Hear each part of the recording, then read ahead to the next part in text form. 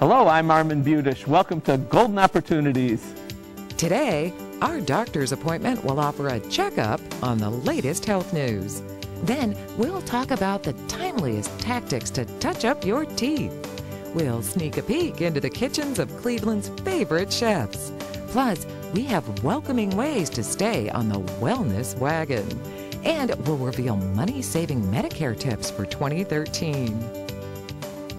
It's time to get GOing, so pull up a chair and join us at our kitchen table for Golden Opportunities.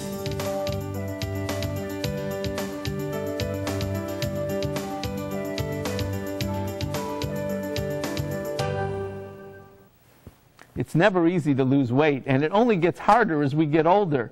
But our overall health depends on overhauling our less than healthy lifestyles. Dr. Eileen Seeholzer's here with advice for furthering our physically fitness. Dr. Seeholzer is the director of the weight management program at Metro Health. Thanks for joining us today. I'm glad to be here. So it's not our imagination. It really is harder to lose weight as we get older. Well, we face a few more challenges as we get older. Women in particular face a challenge at the time of menopause when the hormones aren't there to help keep their metabolism or the calories our body uses to keep our body going so brisk. And so one of the keys is to make sure that we maintain our muscle as well as we can as we get older. We tend to lose that as we get older. And if we don't exercise, we won't keep that muscle and our metabolism slows down. We get weaker and we can have more accidents and become more frail. So I lose muscle and I gain fat. Yes. All right. That's not such a good trade-off. So, you know, we talk about losing weight, but you like to talk about losing fat. What's the difference? Well, one of the keys is it's not just how much you how much you weigh, but what you're made of at that weight. And so one of the things, as we mentioned earlier with our healthy lifestyle overhaul, that we do a lot of things that are very sedentary, and so we don't physically use our bodies, and if you don't use muscle, you lose it. So generally as we age, we lose muscle. We need to do things that keep our heart muscle going, that are aerobic, as well as things that keep our regular muscle that moves our body around together. So we have to do both what we call aerobic exercise and resistance exercise. Give me an example of what those are. Yeah. So aerobic exercise is a fancy way of saying the things that make us sweat and make our heart pound. Although when we're aging, it's important to do things more persistently. We can't be weekend warriors without risking injury or having a higher risk of medical problems. So it's important that we do things like walk to keep our heart in shape, or brisk walking. If you've been doing more brisk activity with your doctor's permission, you certainly can, but we start with things like walking or swimming or biking, things like that. Now, our audience comes in a wide array of ages, and you know, there's some that are very young, and there are some that are very old. Is there an age at which point it's too late and you know you should just forget about the exercise stuff? No, I refer to this, it's like money. There's no day where you can't invest more in yourself.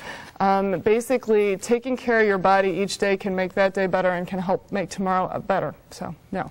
All right. The Metro Health weight management program has something called gastric bypass surgery. Is that something we should be thinking about? What is it? What does it do? Is that an easy way to lose weight? Tell us about it. So for people who are severely obese, we're talking folks who are, depending on your height, somewhere between 60 to 100 or more pounds overweight and have medical problems related to obesity. There are surgical options to help treat the obesity and the medical conditions caused by it. One of those is gastric bypass.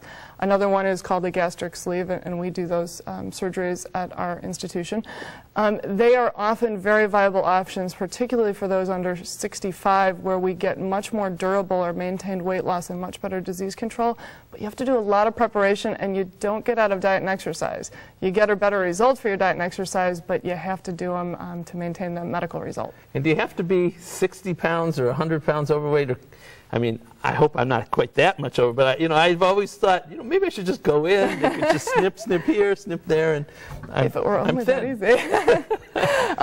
For these surgeries medically, and we're talking about the medical reasons for them, you have to have what's called a body mass index in the range of either being moderately or severely overweight, which for most people, again, is in that 60 to 75 or more pounds overweight with accompanying medical problems. So it's not just for being a little overweight. You have to do that the old-fashioned way.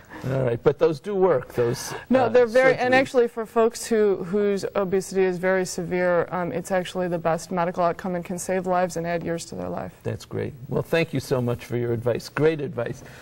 Don't wait to lose weight and exercise your right to be fit.